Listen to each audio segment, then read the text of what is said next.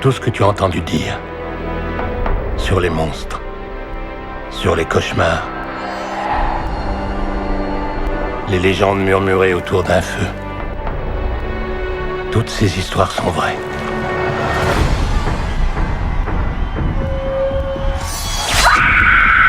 Qu'est-ce qu'il y a? T'as pas vu? Vu quoi? Qu'est-ce que tu regardes?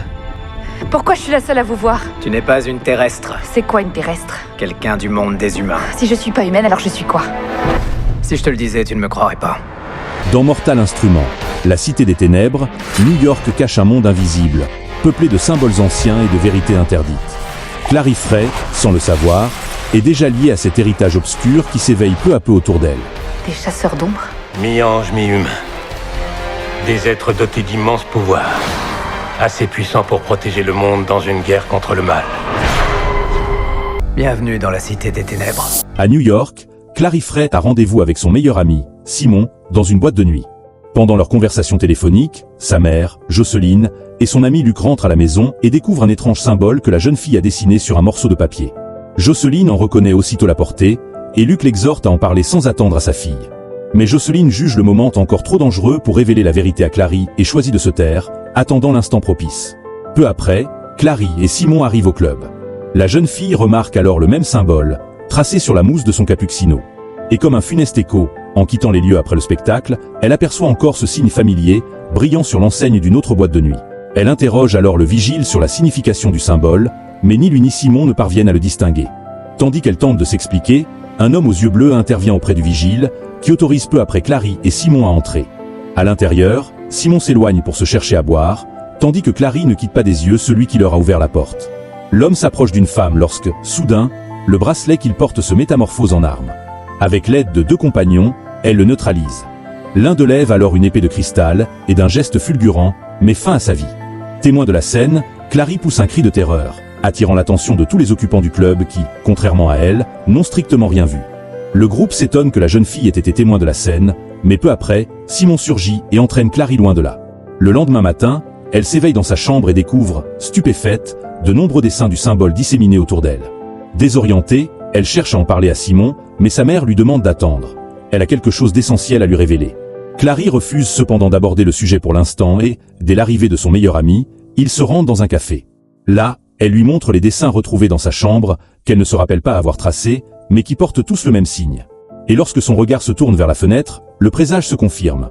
Clary aperçoit le même homme que la veille, aux côtés des criminels du club, et une fois encore, elle est la seule à pouvoir le voir. La jeune fille demande alors à son ami d'attendre, tandis qu'elle se dirige vers l'arrière du café pour confronter l'homme mystérieux. Au même moment, Jocelyn découvre les dessins dans la chambre de sa fille et sent le danger se refermer sur elle. Soudain, des coups résonnent à la porte. À travers le Judas, deux hommes surgissent, la repoussent brutalement et exigent de savoir où se trouve le calice. Refusant de céder malgré leur force, Jocelyn leur tient tête et les affronte seule, révélant une maîtrise redoutable du combat.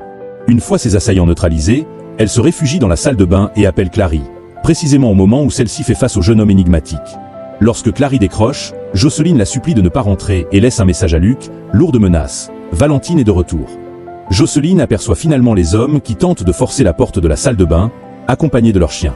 Ils exigent une dernière fois de savoir où se trouve le calice, mais Jocelyn porte alors la bouteille à ses lèvres et s'effondre, plongée dans le coma. Inquiète pour sa mère, Clary rentre précipitamment chez elle, mais ne trouve qu'une maison ravagée et Jocelyn introuvable. En fouillant les lieux, elle tombe sur le chien de garde de l'intrus, qui l'attaque. Clary parvient à le piéger dans sa chambre, mais l'animal se métamorphose en monstre et commence à fracasser la porte. Acculée, la jeune fille se réfugie dans la cuisine, allume le fourneau, saisit une bombe lacrymogène et répand du carburant sur le sol. Elle attrape un briquet et tente d'ouvrir le réfrigérateur lorsque la créature surgit et se jette sur elle. Dans un ultime effort, Clary embrase le carburant, provoquant l'explosion du bidon et réduisant le monstre en morceaux. Mais la créature se reforme déjà quand l'homme mystérieux surgit à son tour et l'abat d'un coup d'épée. Il révèle alors que le monstre n'était autre qu'un démon, tout comme le jeune homme qu'il a éliminé en boîte de nuit, et que ce démon portait le nom de Jess Wayland, un chasseur d'ombre. Incrédule, Clary se précipite chez sa voisine Dorothea pour savoir où se trouve sa mère. En ouvrant la porte, la femme montre qu'elle peut voir Jess, révélant sa véritable nature de sorcière. Perplexe, Clary exige des explications. Bien qu'elle n'ait pas l'intention de s'impliquer, Dorothea accepte de l'aider. Elle dispose plusieurs cartes de tarot sur la table et demande à la jeune fille d'en choisir une. Lorsque Clary pose les mains sur les cartes, l'une d'elles, ornée d'un calice, se colle aussitôt à sa paume. L'homme affirme qu'il s'agit du calice mortel, l'un des instruments secrets connus uniquement des chasseurs d'ombre, groupe auquel Jocelyne appartenait. Dorothea utilise alors ses pouvoirs pour sonder l'esprit de Clary et découvre que certains souvenirs ont disparu. Désemparée, Clary décide de rentrer chez elle pour chercher des réponses. Lorsqu'elle entend soudain des pas à l'intérieur, sans hésiter, Clary frappe l'intrus avec un extincteur et réalise qu'il s'agit de Simon. Elle s'excuse et lui raconte tout, ses découvertes, la présence de Jess, que Simon peut désormais voir à son tour. Ne trouvant rien d'autre dans l'appartement, Clary décide de se rendre à l'atelier de Luc, qui pourrait savoir où se cache sa mère. Arrivée sur place, Jess utilise un outil magique, l'acier, capable de tracer des runes et de voir à travers les objets. Grâce à lui, ils observent Luc se faire brutaliser par le duo qui a attaqué Jocelyne. Les hommes exigent le calice, mais Luc réplique que s'il le savait, il l'aurait déjà récupéré. Il n'a approché Jocelyne et Clary que pour le protéger. Blessée par ces révélations, Clary fait tomber un vase. Les assaillants s'apprêtent à l'attaquer, mais Jess repère un piège à ours et coince le bras de l'un d'eux. La bagarre éclate, mais Jess réussit à enfermer un homme dans une pièce et s'échappe avec Clary et Simon. Après cela, Jess les conduit au repère des chasseurs, connu sous le nom d'Institut. De l'extérieur, le bâtiment paraît abandonné, mais cette façade n'est qu'une illusion pour masquer la véritable forteresse. À peine entrée, Clary se sent mal et s'effondre. Jess découvre une blessure à sa jambe, infligée par le chien monstrueux. Clary est aussitôt emmenée à l'infirmerie, où, grâce à la magie runique, les chasseurs soignent sa blessure. Le lendemain matin, elle se réveille et trouve Simon et Jess soulagés de la voir saine et sauve. Une fois rétabli, le groupe, Jess et les frères et sœurs Isabelle et Alec, lui fournit des vêtements et l'invite à rencontrer Hodge, leur chef. En chemin, Jess lui explique la distinction entre les humains ordinaires, appelés mondains, et ceux portant le sang des chasseurs d'ombre. Il ne fait aucun doute que Clary est l'une d'eux. Leur mission, percer le mystère de son passé et de sa relation avec le calice mortel. Enfin, elle rencontre Hodge dans son bureau, qui lui raconte l'origine des chasseurs et leur lutte éternelle contre les démons. Selon la légende, un ange nommé Raziel versa son sang dans un calice, et quiconque le buvait devenait mi-humain, mi-ange. Mais ce pouvoir était trop dangereux, et la clave décida de protéger le calice. Pourtant, un groupe de chasseurs, mené par Valentine, réussit à s'en emparer et se livra à des expériences sur lui-même. Son objectif, contrôler les démons et mettre fin à la guerre. Mais le pouvoir corrompit son esprit. Jocelyne déroba alors le calice et le cacha à tous, sauf à Clary, dont les souvenirs effacés contiennent la clé. Pour cette raison, Hodge envoie Jess accompagner la jeune fille au cimetière, vers un lieu secret, la Cité des Os. Sur place, il rencontre les frères silencieux, des êtres puisant leur énergie dans la cité, façonnés par les tombeaux d'anciens chasseurs. Grâce à un artefact magique, Clary accède à ses souvenirs d'enfance. Elle y voit sa mère effacer les tatouages runiques des chasseurs et tirer les cartes de tarot de Dorothea. Les souvenirs de Clary commencent bientôt à se brouiller, et elle s'effondre au sol. Bientôt, elle se met à tracer des symboles sur le sol. Jess l'aide et parvient à les déchiffrer. Il forme le nom Magnus Ban, un puissant sorcier qui vit dans sa propre boîte de nuit privée. Le groupe s'y rend en quête de réponses. À leur arrivée, Magnus reconnaît immédiatement Clary et l'invite dans sa chambre, révélant qu'il est celui qui a bloqué ses souvenirs, une mesure de sécurité prise par Jocelyne. Mais le blocage se fissure progressivement, et Clary doit retrouver ses souvenirs perdus par elle-même. Simon reste au bar avec Isabelle, tandis que Clary poursuit sa conversation avec Magnus. Soudain, un habitué verse une substance dans le verre de Simon. Le jeune homme se sent rapidement mal. Il s'agit d'un vampire, créature du monde souterrain. Isabelle tente de le secourir, mais se retrouve encerclée et doit battre en retraite. Elle prévient alors Jess, qui appelle les autres à la rescousse. Après cela, ils se rendent dans une église abritant un passage secret, rempli d'armes destinées à combattre les créatures surnaturelles. Jess remet à Clary une arme équipée d'un pieu en argent rétractable, capable d'éliminer les vampires. Une fois préparé, le groupe se dirige vers le repère des vampires, installé dans un bâtiment abandonné. En explorant les lieux, ils découvrent Simon prisonnier d'une cage d'ascenseur, ligoté par des cordes et des chaînes. Clary et les autres placent rapidement un tronc d'arbre pour bloquer l'ouverture et parviennent à le libérer. Mais ils se retrouvent bientôt encerclés par des dizaines de vampires. Armés de leurs armes sacrées, les chasseurs passent à l'attaque. Au cœur de la bataille, Clary tente de mettre Simon à l'abri lorsqu'un vampire se jette sur elle. Sans hésiter, elle utilise l'arme de Jess et abat la créature. Les vampires restent en infériorité numérique. Jusqu'à l'arrivée des loups-garous, venus du monde souterrain prêter main forte aux chasseurs. Le groupe profite de l'occasion pour s'échapper et grimpe jusqu'au sommet de l'immeuble, mais d'autres vampires surgissent, leur barrant le passage. Heureusement, le soleil commence à se lever. Alors qu'ils atteignent le toit, un vampire attrape la jambe de Clary. Jess intervient à temps, et tous deux tombent de l'autre côté, tandis que la lumière solaire force les vampires à battre en retraite. Après cette confrontation, Clary remercie Jess d'avoir sauvé son ami, et un lien se crée entre eux. Le lendemain, elle se rend à l'infirmerie de l'Institut pour prendre des nouvelles de Simon. Elle lui rend ses lunettes, mais lorsqu'il les met, il se rend compte qu'il n'en a plus besoin. Surprise, Clary remarque peu après des marques de crocs sur l'épaule de Simon. Il a été mordu par un vampire. Malgré le danger, elle choisit de garder le secret et part retrouver Jess, qui joue du piano dans la chambre de Hodge. Il lui révèle que la musique peut devenir une arme, car les démons ne supportent pas les morceaux joués à 2 fréquences différentes. De plus, Jess lui montre le portail que les chasseurs utilisent pour voyager entre les mondes, un liquide servant de trou de verre. Il prélève une petite quantité, la place près de Clary, puis passe son bras à travers le portail. Sa main traverse le liquide et effleure le visage de Clary, la laissant profondément impressionnée. Plus tard, il l'invite à la serre du château, ayant découvert dans les archives que c'est l'anniversaire de Clary. Sur place, il lui raconte son enfance difficile avec son père, des souvenirs qu'il aimerait oublier et dont il peine à se rappeler le visage. Leur conversation se prolonge jusqu'à minuit, lorsque les fleurs de la serre s'épanouissent, inondant le lieu d'une lumière féerique. Clary, émerveillée par la beauté du moment et par Jess, reçoit ses aveux. Elle lui répond par un baiser, mais une pluie soudaine les force à regagner leur chambre. Une fois à l'intérieur, ils s'embrassent de nouveau, interrompus par l'apparition surprise de Simon. Clary tente de s'expliquer, assurant que ce n'était rien, mais Jess, blessée par sa réponse, s'éloigne. Simon, furieux de les voir si proches, avoue finalement son amour à son ami. Conscient que ses sentiments resteront vains, il quitte l'Institut, laissant Clary encore plus troublée face à ses propres émotions. Incapable de dormir, elle se rend à la bibliothèque et étudie les runes que les chasseurs se tatouent. En les reproduisant sur des dessins, elle pose une tasse de thé sur son cahier, qui s'enfonce dans la page lorsqu'elle tente de la prendre.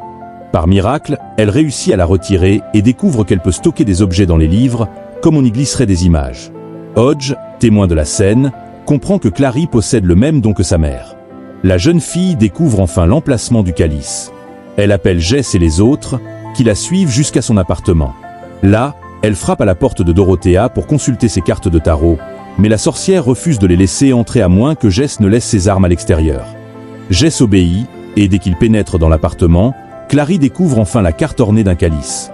Comme prévu, elle passe la main à travers l'image et en retire le calice mortel, soigneusement caché par sa mère. Mais à cet instant, Dorothée révèle sa véritable forme démoniaque et attaque Clary. Jess tente de l'aider, mais la créature est trop puissante et le projette au loin, le laissant inconscient. Dehors, Alec et Isabelle, alertés par le vacarme, essaient de pénétrer dans la maison, mais Dorothée verrouille la porte. La créature déploie un tentacule et arrache le calice des mains de Clary. Isabelle et Alec parviennent enfin à entrer, mais Dorothée les neutralise avec facilité. La créature s'apprête à achever Clary, quand Alec la saisit par derrière en lui criant de s'enfuir. Malheureusement, le monstre riposte. Un tentacule et ses crocs frappent Alec dans le dos. Une fois tous les chasseurs neutralisés, la créature s'éloigne, mais tombe sur Simon, qui a appris par les voisins le retour de Clary. La femme prétend ne pas l'avoir vue, mais Clary apparaît à la fenêtre voisine, affirmant qu'il ne s'agit pas de la véritable Dorothée. Comprenant la supercherie, Simon saisit une pelle dans le jardin et frappe la folle à la tête, sans lui faire le moindre mal. Malgré cela, il parvient à la repousser dans l'appartement. Jess s'empare de son épée et achève la créature.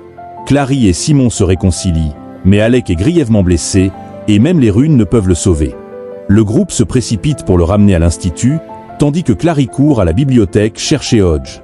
Le chef des chasseurs explique qu'il a déjà envoyé quelqu'un pour aider Alec et demande à Clary si elle a récupéré le calice. La jeune fille sort l'instrument de la charrette et le tend à Hodge, qui révèle alors ses véritables intentions. Il ouvre un portail. Valentine en émerge, s'empare du calice et entend utiliser son pouvoir pour accomplir ses sombres desseins. Valentine entend mettre fin à la guerre contre les démons, permettant aux chasseurs de dominer leurs ennemis. Face à lui, Clary exige de savoir où se trouve sa mère, mais Valentine la rassure. Elle est cachée en lieu sûr. Il ajoute qu'ils ont été en couple par le passé et qu'il est son véritable père. Valentine verse alors un peu de sang dans le calice et le tend à Clary, espérant qu'elle le boive et rejoigne son plan. Mais la jeune fille replace l'instrument dans la carte de tarot et se précipite vers le portail, espérant retrouver sa mère. Elle se retrouve au centre-ville, près de l'atelier de Luc. Soudain, elle aperçoit une petite fille jouant au milieu de la rue, qui se révèle être un monstre. Avant qu'elle ne puisse attaquer, La créature est stoppée par un loup-garou qui la jette à l'intérieur d'un magasin. Après le combat, le loup-garou se révèle être Luke, l'ami de Jocelyn. Luke explique que ses paroles lors de l'agression n'étaient qu'une ruse pour protéger Clary des serviteurs de Valentine. Il révèle aussi avoir été un chasseur, mais que lorsque Valentine s'est retournée contre la clave, il a simulé sa mort, ainsi que celle d'un jeune homme, son fils, le frère aîné de Clary, Jonathan Morgenstern.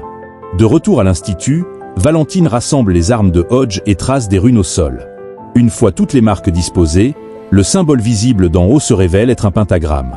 Le portail vers le monde démoniaque s'ouvre, et plusieurs créatures à l'apparence de corbeaux s'approchent de l'Institut. Non loin de là, Jess s'occupe d'Alec lorsqu'il entend des bruits provenant de la chambre de Hodge. Il s'y rend et aperçoit les armes formant le pentagramme. Il tente de défaire le symbole, mais Valentine l'en empêche. L'homme révèle qu'il attendait ce chasseur depuis longtemps et confesse son véritable nom, Jonathan, et que son nom de famille n'est pas Wayland, mais Morgenstern, prouvant qu'il est le frère disparu de Clary. Jess refuse de croire ce qu'on lui révèle, mais Valentine accède à ses souvenirs et lui montre le visage de son père, identique au sien. Tandis que Jess découvre cette tragique vérité, Isabelle et Simon veillent sur Alec jusqu'à l'arrivée de Magnus, envoyé par Hodge pour le soigner. Le sorcier leur confie ensuite la mission de rassembler les ingrédients nécessaires au remède. Isabelle accompagne Simon à l'entrepôt de l'Institut. Sur place, il commence à rassembler les médicaments lorsque Simon aperçoit Jocelyn, toujours plongé dans le coma, dans une des chambres. Il appelle immédiatement Clary pour lui annoncer qu'il a retrouvé sa mère. Sans perdre une seconde, elle fait appel à Luke, qui rassemble les loups-garous pour se rendre à l'Institut et secourir Jocelyn. Pendant ce temps, Isabelle apporte les ingrédients à Magnus, tandis que Simon reste près de Jocelyn.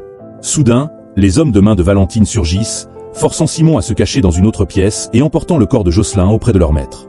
Peu après, Isabelle revient chercher Simon, mais tous deux sont attaqués par des monstres émergeants du portail. Les deux jeunes s'allient pour s'échapper, Isabelle éliminant à l'épée quiconque se dresse sur leur chemin. Elle cherche une autre sortie de l'Institut, mais tombe sur Luke, Clary et la meute de loups-garous. Ces derniers affirment être venus secourir Jocelyn, mais avant qu'elle ne puisse agir, les monstres réapparaissent et se ruent sur les loups-garous. Le groupe s'enfuit à travers l'entrepôt jusqu'à une pièce sans issue. Luke et Isabelle se préparent à un ultime combat, lorsque Clary s'empare de l'épée du chasseur et trace une rune sur sa main. Contre toute attente, elle crée un motif inédit et grâce à la magie, fige les monstres dans le temps. Profitant de l'effet, le groupe s'échappe sain et sauf. Mais la rune se dissipe rapidement, et le groupe se sépare. Luke reste dans l'entrepôt pour affronter les créatures, Simon et Isabelle ferment le portail, tandis que Clary doit contrecarrer les plans de Valentine. Elle se rend ensuite dans la chambre de Hodge et découvre son père près du corps inanimé de Jocelyn. Saisissant l'occasion, Clary menace Valentine avec son couteau, mais Jess la désarme. Le chasseur exige alors la vérité, et Valentine révèle que Clary et Jess, dont le vrai nom est Jonathan, sont frères et sœurs. Bouleversée par cette révélation et se souvenant des paroles de Luke, Clary fond en larmes, perdue et incapable de savoir à qui se fier. Valentine tente de la convaincre de retirer le calice de la carte, mais face à son refus, il sombre dans une rage folle et l'attaque. Jess, furieux, dégaine sa lance, détruit la rune du portail et se jette sur son père. Un duel féroce s'engage, mais malgré son habileté, Jess est dépassée. Valentine s'empare de sa lance et la replace dans la rune. Pendant ce temps, Isabelle prend un lance-flamme et se dirige vers la source du portail, incendiant les créatures. Un des hommes de main de Valentine tente de l'arrêter, mais Hodge apparaît et en quête de rédemption, protège Isabelle et Simon. Après un combat acharné, Hodge lance son boomerang sur l'homme, qui l'esquive, mais l'arme revient et le frappe dans le dos. Au même instant, Isabelle continue de tirer au lance-flamme, mais elle est renversée par les créatures. Simon s'empare alors de l'arme et protège Isabelle, enflammant les monstres. Face à l'apparition incessante de nouvelles créatures, Hodge se sacrifie, prenant le lance-flamme pour les éliminer, tandis qu'Isabelle et Simon prennent la fuite. De retour dans le hall, Jess et Valentine poursuivent leur combat. Le vieux chasseur prend l'avantage et menace de fracasser la tête de Jess contre l'épée de la statue. Clary se réveille à temps, retire le calice de la carte et menace de le jeter dans le portail. Valentine s'approche pour la dissuader, mais elle lui tend le calice avant de lui asséner un coup de pied, le propulsant dans le portail. Le combat semble terminé, mais Valentine tente encore de la tirer par les bras. Jess intervient et gèle le portail avec son acier, emprisonnant Valentine dans le liquide. L'énergie du chasseur corrompu provoque cependant une explosion, détruisant le portail avant qu'il ne disparaisse sans laisser de traces. Clary révèle alors que le calice donné à Valentine n'était qu'une réplique. L'original reste caché à l'intérieur de la carte. Plus tard, le groupe conduit Jocelyn à l'hôpital, où elle sort lentement du coma. Simon conseille à son ami de se reposer, et Clary retourne à son appartement, toujours en ruine. Grâce au pouvoir des runes, Elle invoque la magie et commence à restaurer son lieu de vie. Peu après, Jess apparaît. Clary lui confie son souhait de retourner à l'Institut, convaincue que les chasseurs d'ombre ont besoin d'elle. Malgré ses doutes après toutes ces découvertes, Jess lui avoue qu'au fond de lui, il ne croit pas vraiment qu'ils soient frères et sœurs et qu'il compte découvrir la vérité. Clary propose alors de l'aider à démêler le passé. Tous deux repartent pour l'Institut, prêts à affronter ce qui les attend.